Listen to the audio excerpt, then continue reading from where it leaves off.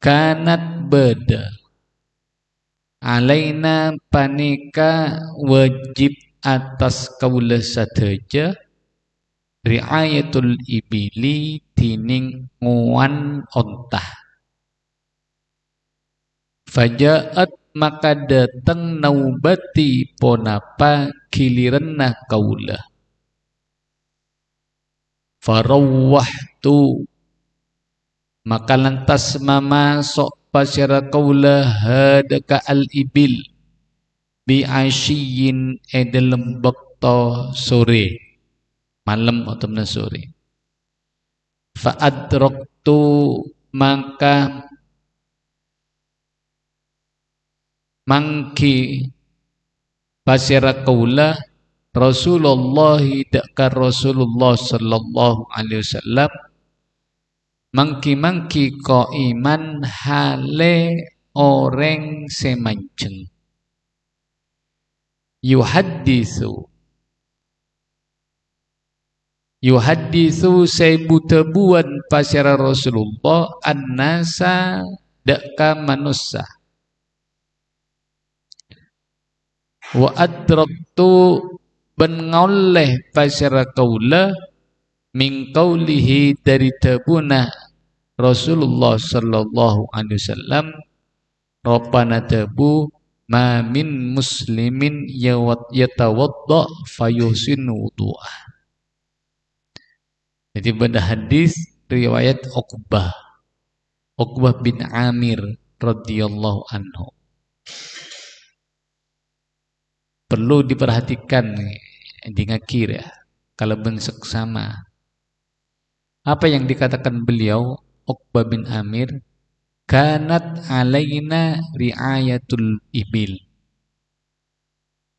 Lambok dan kaulah kak dinto tebena Uqbah salah seorang sahabat andi kewajiban nguan apa? Onta.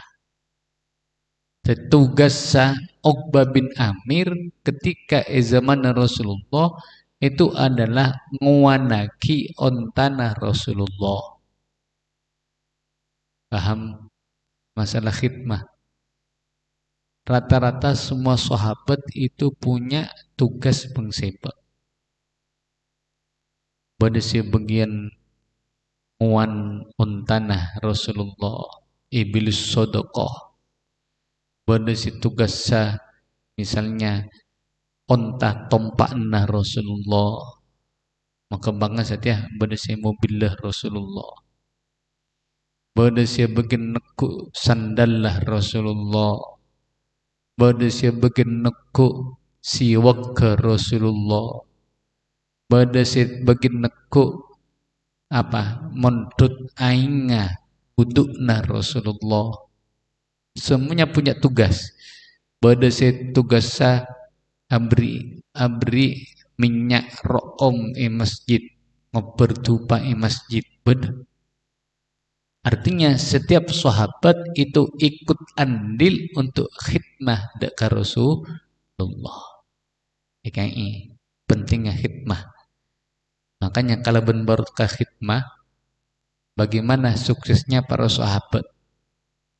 Ya, baru karena khidmah ngabdi dekat baginda Nabi Muhammad sallallahu alaihi wasallam. Dan ini yang diajarkan oleh guru-guru kita, Abu Yazid Muhammad rahmatullah alaih.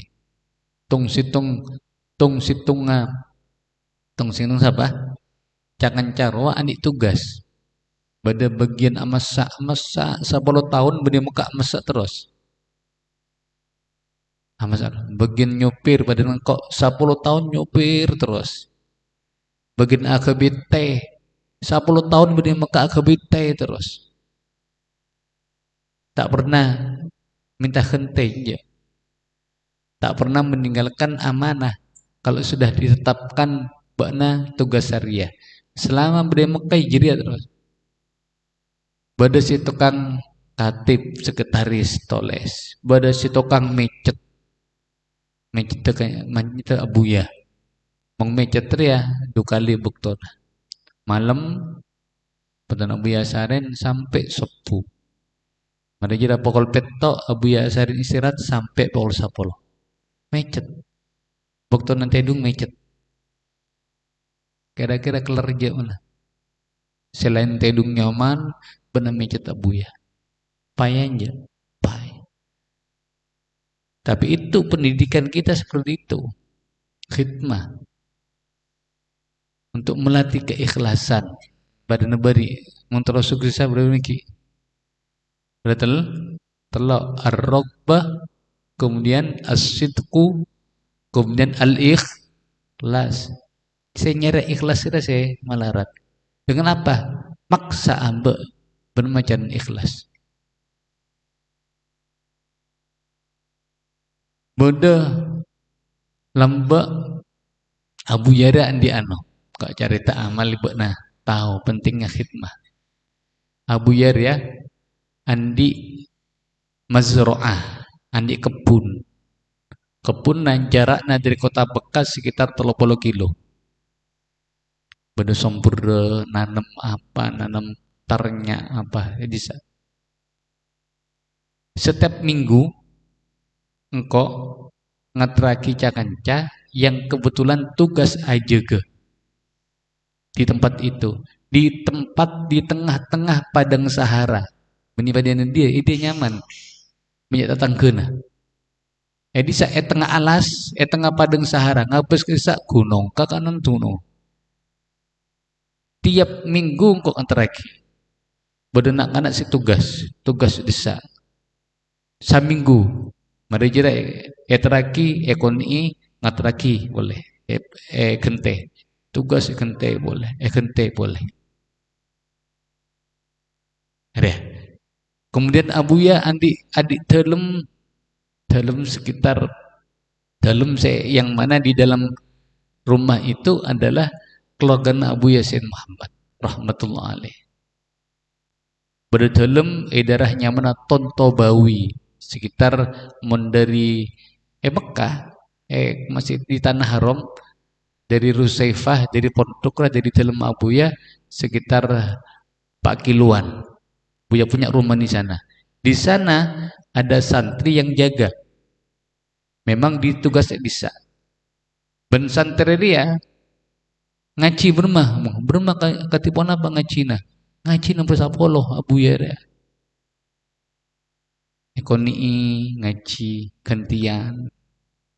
Kan kaduaan mangkat ngaji. Kalau kuna bagian naria. Tapi karena ikhlas tengku. Artinya apa yang diperintah guru dilaksanakan. Teka isabuh ya tersenang gunung kau siap. Ada pendidikan Abu ya kan dari pendidikan apa? Nabi Muhammad seperti ini. Ketika Sayyidina Nabi Muhammad sallallahu alaihi wasallam ngirim Sayyidina Mu'ad bin Jabal, kirim demah saat benar mangkat ke Hadramaut ke Yaman. Ngajar mulai ngaji di sana. Mekah Yaman berapa kilo? Jauh. Mau ngelopak bis sekitar 1 jam. Rumah. Perintah guru. Enggak aja. Bodoh. Mana Abi Ihya Iza. Santrena yang sudah punya pantas kapasitas untuk dikirim, kirim. Bodoh kirim ke Irian Jaya. Bodoh kirim ke Kalimantan. Kak Pondok Desa. Beri tanah, bangun bana. Ada wah. Bodoh ke Batam, bodoh ke Aceh, bodoh ke Pi. Bana biar kirim ke deje enah deje. Lah nangis. Nanti mental kerupuk kan. Mental apa? Mental kerupuk. Ada beri engkau ketika beda pertemuan masuk Cakencah situ Bondo Pasir Putih Villana ke Azaim nisa. Ternyata di sana ada anak khusus abdi dalam yang khidmah di sana. Santre khidmah Evillaroa, tukang bersena, tukang neria. Luar biasa khidmahnya. Tapi mereka tidak pernah melepaskan amanah, tanggung jawab.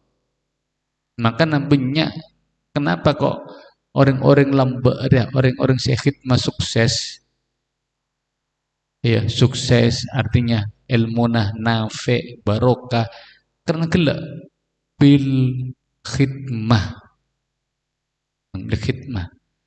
Jadi kok selama nyar-anyaran ketika di Mekah, kibur masuk Mekah nyar-anyaran hampir selama 1 tahun. Tiap are selain masuk ke Abuya, tiap are kudu masuk dekat dapur nolongi masak. Pas tanda memang tugasnya gitu. Ngaji dan berusaha bolo. Yang penting khidmah. Dengan catatan khidmah itu ada adabnya, berdetata kerama. Segi Uqbah bin Amir dengan bangga mengatakan, kaula nikah tokang wana ontan. Tokang wana ontan Rasulullah, tapi walaupun demikian ani tugas nguan onta mengembang sama ikan to, nguan ceren misalnya. Nguan. Tapi beliau fajaat naubati, bukti bagian na nguan onta temo-temo buktona sore cepet-cepet mamasuk ontana ke kendeng nak leka capok ngaji dek Rasulullah. Nih kasih makin banyak elang dari pasar. Khidmah malah dibuat alasan keangkui tak ngaji. Kalero Uqbah bin Amir saare benteng nguan onta tapi ebok tuna mangrit cepet-cepet mamasuk ontana mangkat mangki Rasulullah ebok tan Rasulullah mau molang ebok tan Rasulullah ngaji karena sahabat tahu cek ilmu itu barokah kalau berkhidmah dan juga kudu ngaji ada tore sahabatnya mana Uqbah bin Amir jadi kita tahu bagaimana ya semangatnya sahabat nyari ilmu sakater kanggo carita bedah ulama lambaknya mana Al-Imam Zajjaj dari Baghdad ahli nahu ahli bahasa Arab alim awalnya Imam Zajjaj ini adalah tukang pembuat kaca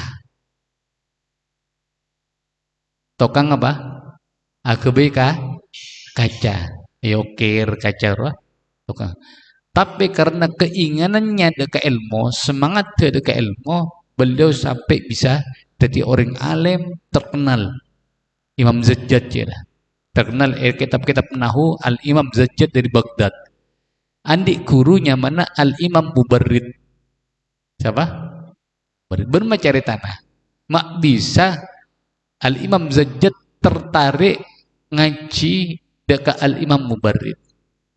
Al-Imam Mubarrid ulama besar An-Nahwi ahli nahu kemudian Al-Lughawi ahli bahasa Arab terkenal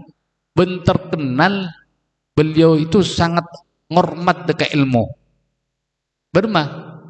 beliau itu ketika pada orang ngaji ya mematok harga kau tu majerkan kok mengaji semakin banyak bajarana semakin banyak ilmu bagi masa ilmu mubarid jangan jauh seudon berarti imam mubarid je materialistis dunia je mak bodoh orang ngaji minta IPC iya kan seakan-akan kan keduniawian tapi ternyata tujuannya makle santri gelak ngormati ilmu ben tahu siapa seku ongku terus nyari ilmu bukan berarti ada saya tidak pondok-pondok yang bayarannya raja kan ya iya adan dulu adan adan